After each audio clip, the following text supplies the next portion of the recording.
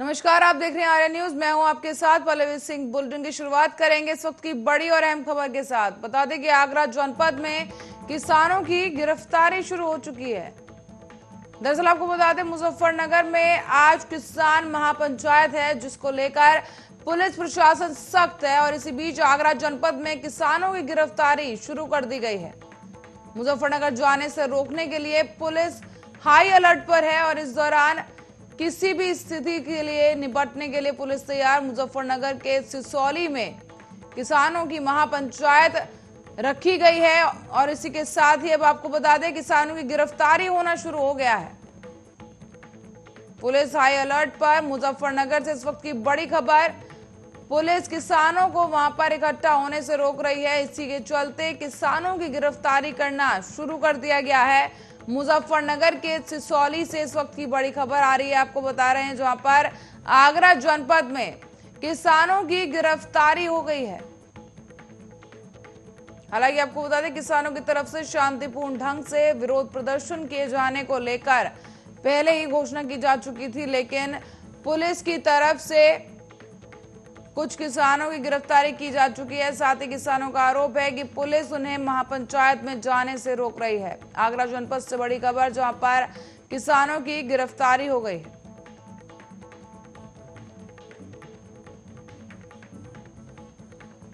और आज देश भर में शिक्षक दिवस मनाया जा रहा है। इस अवसर पर शिक्षकों के बहुमूल्य योगदान को सम्मान देने और राष्ट्रीय शिक्षा नीति 2020 को एक और कदम आगे ले जाने के लिए पिछले साल की तरह ही इस साल भी स्कूली शिक्षा और साक्षरता विभाग शिक्षक पर्व मना रहा है। इसी बीच शिक्षक पर्व 2021 वर्चुअल तौर पर आज से 17 सितंबर तक मनाया जाएगा।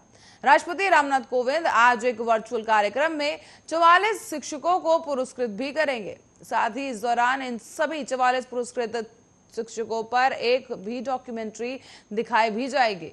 भविष्य के युवाओं के साथ ही मस्तिष्क को आकार देने में शिक्षकों की उत्कृष्टता और प्रतिबद्धता को सम्मान देने के लिए पहली बार साल 1958 में राष्ट्रीय शिक्षक पुरस्कारों के आयोजन किया गया था और शुरुआत की गई थी।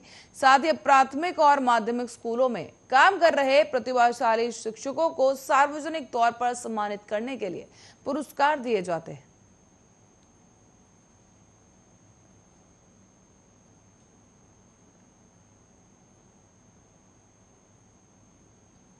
और उत्तर प्रदेश के मुजफ्फरनगर में रविवार को किसान महापंचायत होने जा रही है। जानकारी के मुताबिक महापंचायत में देश भर के 300 से अधिक किसान संगठन शामिल हो रहे हैं। इस दौरान 60 किसान संगठन पंजाब, हरियाणा और राजस्थान से होंगे। ऐसे में एक तरफ जहां महापंचायत में भाग लेने के लिए हजारों किसान मुजफ्फरनगर पहुंचने लगे हैं, वहीं दूसरी तरफ महापंचायत को देखते हुए यूपी पुलिस जो है वो भी अलर्ट मोड पर है। हाई अलर्ट मोड पर पुलिस इस वक्त मौजूद है वहां पर, और किसानों ने 500 लंगर सेवा भी शुरू कर दिए हैं। इसके अलावा 100 चिकित्सा शिविर भी लगाए गए इस दौरान, और साथ ही महापंचायत को ठीक ढंग से कराने के लिए 5000 वॉलंटियर्स भी वहां पर मौजूद हैं, तैनात किए गए हैं। इसी बीच आपको बता दें कि जीआईसी मैदान में ये महापंचायत होने जा रही है। साथ ही आसपास के मैदानों से भी इस महापंचायत को लाइव देखा जा सकेगा। अपर पुलिस उपायुक्त ट्रैफिक रईस अख्तर भी पंचायत के दौरान मुजफ्फरनगर में ही मौजूद रहेंगे। इसके अलावा एसपी संजीव वाजपेयी, एसपी शिवराम यादव की तैनाती भी की गई है। साथ ही सीओ चमन चावड़ा, अरुण कुमार, पीपी सिंह भी वहां पर तैनात किए गए। मुजफ्फरनगर में कोई भी अप्रिय घटना ना हो, इसके लिए कई जिलों की पुलिस को बुलाया गया है। साथ ही हाई अलर्ट पर इस वक्त पुलिस वहां पर मौजूद है और किसानों की गिरफ्तारी होना भी शुरू हो गया है। बता दें, कोविड के चलते किसानों की इस महापंचायत को लेकर सुरक्षा और भी ज्यादा कड़ी कर दी गई है। प्रशासन अलर्ट मोड पर है और किसानों से भी शांतिपूर्ण प्रदर्शन की यहाँ पर अपील की गई है। और बताते चलें कि पुलिस भी हर तरह की स्थिति से निपटने के लिए तैयार है। मुजफ्फरनगर में महापंचायत अब से कुछ ही देर में जो है किसानों की शुरू होने जा रही है।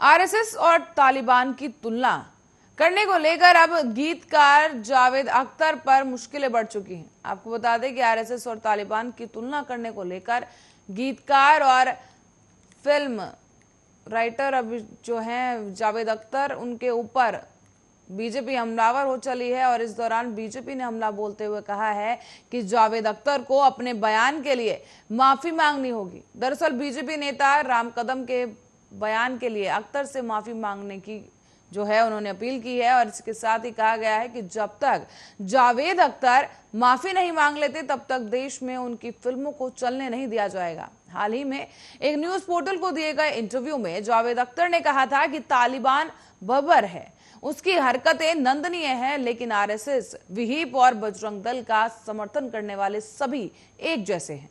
जावेद अख्तर का ये बयान बीजेपी नेता को पसंद नहीं आया, जिस पर उन्होंने कहा कि अगर आरएसएस तालिबान की तरह होता तो जावेद अख्तर को इस तरह के बयान देने की अनुमति नहीं होती।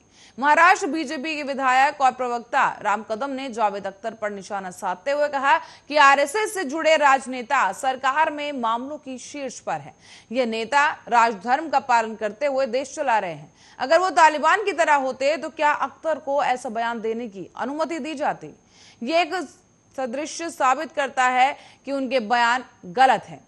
लेकिन इस तरह की टिप्पणी करके उन्होंने देश में गरीब लोगों के लिए काम करने वाले आरएसएस कार्यकर्ताओं की भावनाओं को ठेस पहुंचाया है। अगर वो उनसे माफी नहीं मांगते हैं तो हम उनकी किसी भी फिल्म को देश में चलने नहीं देंगे।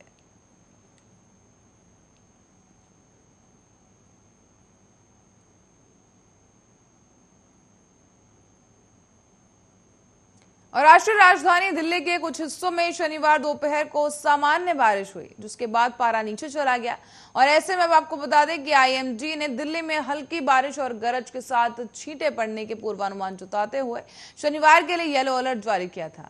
और इसके साथ ही अब रविवार के लिए भी आकाश में बादल छाए रहने और गरज के साथ बारिश होने का पूर्वानुमान जताया गया है। मौसम वैज्ञानिकों ने रविवार के लिए ग्रीन अलर्ट और सोमवार के लिए येलो अलर्ट भी जारी कर दिया है। ग्रीन अलर्ट का मतलब यहाँ सब कुछ ठीक रहने से है, जबकि येलो अलर्ट का मतलब होगा कि मौसम खराब होगा। साथ ही आपको ये बता दें, लगातार बारिश के चलते दिल्ली में सड़कें भी जाम हैं, क्योंकि जल भराव की समस्या देखने को मिल रही है।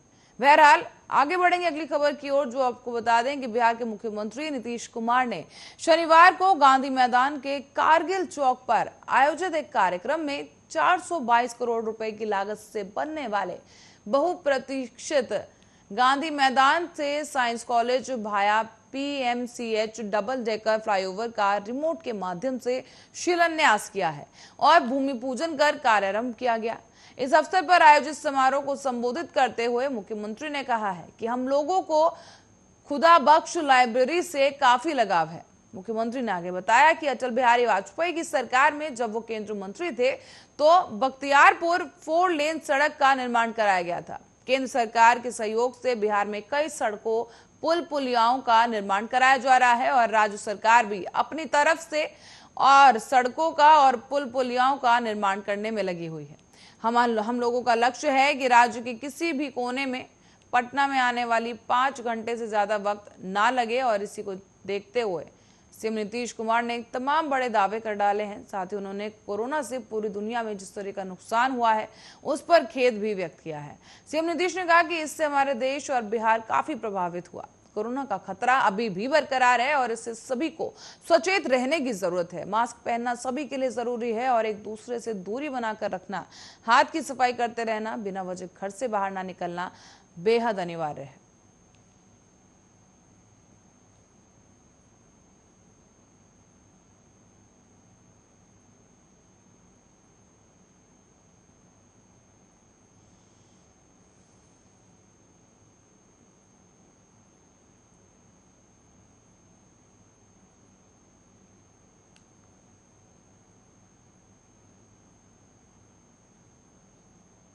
और विश्व स्वास्थ्य संगठन ने कोरोना के 2 और नए वेरिएंट्स का खुलासा कर दिया है, जिससे देश विदेश के वैज्ञानिकों की चिंता बढ़ गई है। दुनिया भर में कोरोना के नए वेरिएंट्स ने अभी भी तबाही मचा रखी है।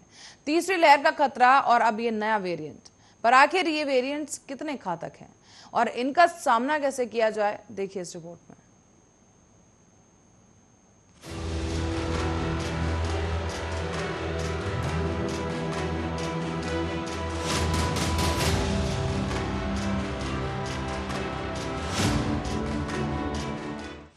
संक्रमण के खतरे के बीच जनवरी में कोलंबिया में कुछ और नए वेरिएंट्स मिले हैं। बता दें इस एक वेरिएंट का नाम है B1621। ये वेरिएंट को ग्रीक अल्फाबेट के आधार पर म्यू नाम दिया गया है और इस वेरिएंट को वेरिएंट ऑफ इंटरेस्ट की सूची में भी शामिल कर लिया गया। यानी एक नया वेरिएंट वैज्ञानिकों के लिए चुनौती खड़ी कर सकता है। WHO का कहना है कि इस वेरिएंट में ऐसे म्यूटेशंस है जो वैक्सीन के असर को कम करते हैं। इस संबंध में और भी ज्यादा स्टडी करने की जरूरत है। WHO की नई वेरिएंट बुलेटिन में कहा गया कि म्यू वेरिएंट में ऐसे म्यूटेशंस हुए हैं जो इम्यून एस्केप की आशंका बनाते हैं। इम्यून एस्केप का मतलब है कि ये वेरिएंट आपके शरीर में वायरस के खिलाफ बनी इम्यूनिटी को चकमा दे सकते हैं। इसके अलावा एक और नया वेरिएंट C12 दक्षिण अफ्रीका में मिला है। इसे फिलहाल WHO ने कोई ग्रीक नाम नहीं दिया है, पर यह भी इम्यूनिटी को चकमा देने की क्षमता रखता है। अब तक भारत में अल्फा और डेल्टा वेरिएंट ही हावी हो रहे थे। दूसरी लहर के लिए तो डेल्टा वेरिएंट को ही जिम्मेदार ठहराया गया। अच्छी और राहत की बात ये रही कि देश में अब तक म्यू और C12 वेरिएंट का एक भी केस नहीं मिला है, पर दुनिया भर में मिल रहे नए कोरोना वेरिएंट्स को लेकर कई सवाल हैं कि क्या ये नए वेरिएंट खतरनाक है? क्या इन वेरिएंट्स के खिलाफ कोरोना वैक्सीन कारगर होगी? क्या भारत में ये तीसरी लहर का कारण बन सकते हैं? तो आपको बता दें कि हाल ही में कोरोना के ये दो वेरिएंट्स B1621 और C12 ने दुनिया भर के विशेषज्ञों को अलर्ट कर दिया है। आपको बता दें कि इसमें से एक वेरिएंट B1621 जनवरी में सबसे पहले कोलंबिया में मिला था। इसे WHO ने ग्रीक अल्फाबेट से म्यू नाम देकर वेरिएंट ऑफ इंटरेस्ट की सूची में शामिल कर दिया है। दूसरा वेरिएंट है C12 जो कि दक्षिण अफ्रीका में मिला है। पिछले ही दिनों में ये दो नए वेरिएंट्स दुनिया भर के विशेषज्ञों के लिए परेशानी बने हुए हैं। आपको बता दें कि दोनों ही वेरिएंट्स वैक्सीन और नेचुरल इन्फेक्शन से शरीर में बनी इम्यूनिटी को चकमा देने की क्षमता रखते हैं। इसका मतलब है कि इन वेरिएंट्स के सामने वैक्सीन भी बेअसर हो सकती है। C12 वेरिएंट के लिए जानकार मानते हैं कि ये वेरिएंट काफी हद तक एंटीबॉडीज को चकमा देने में काबिल है। WHO का ये कहना है कि ये बीटा यानी B1351 वेरिएंट जैसा है जो दक्षिण अफ्रीका में दिसंबर 2020 में मिला था। इसे WHO ने वेरिएंट्स ऑफ कंसर्न में भी शामिल किया था। दक्षिण अफ्रीका के national institute of communicable disease NICD के रिसर्चर्स का कहना है कि C12 में कुछ म्यूटेशंस बीटा और डेल्टा वेरिएंट जैसे हैं। उनके साथ साथ कई और म्यूटेशंस भी शामिल हैं। तो वहीं बात अगर म्यू वेरिएंट की करें तो ये वेरिएंट सबसे पहले जनवरी में कोलंबिया में मिला था, पर उसके बाद ये दक्षिण अमेरिका और यूरोप के कुछ देशों में भी मिला है।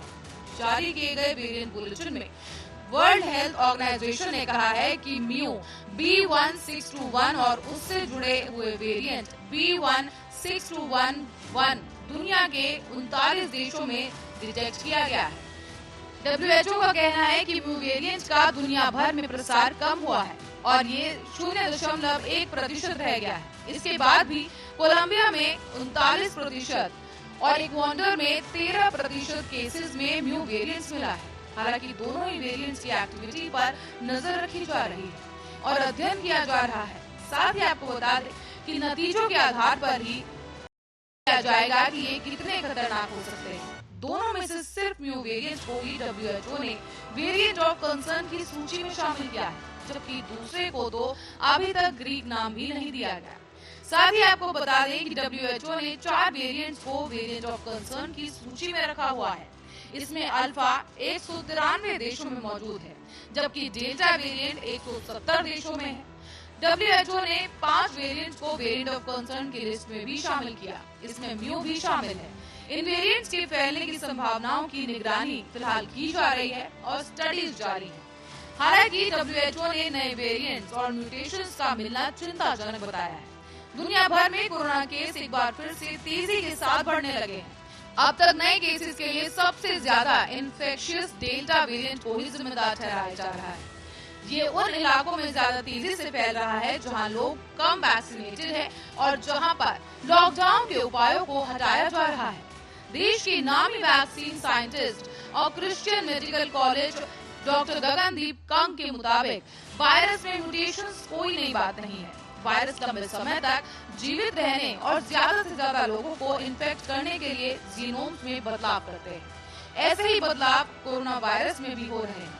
डॉक्टर चंद्रकांत लहारिया के मुताबिक वायरस जितना ज्यादा मल्टीप्लाई होता है उसमें उतने ही म्यूटेशंस होते जाएंगे। जीनोम्स में होने वाले बदलावों को ही म्यूटेशंस कहते हैं। इसे नए और बदलते रूप में वायरस सामने आते हैं जिसे वेरिएंट कहा जाता है।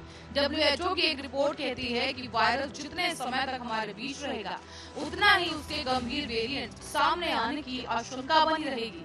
अगर इस वायरस ने जानवरों को इन्फेक्ट कर दिया तो ये और भी ज्यादा खतरनाक वेरिएंट्स बनाते चले जाएंगे और इस महामारी को रोकना बहुत मुश्किल हो जाएगा। हालांकि वैज्ञानिकों की टीम कोरोना वायरस पर लगातार अध्ययन कर रही है और कई और वैक्सीन पर भी काम किया जा रहा है ताकि कोरोना को मात दी जा सके। News desk, Arya news.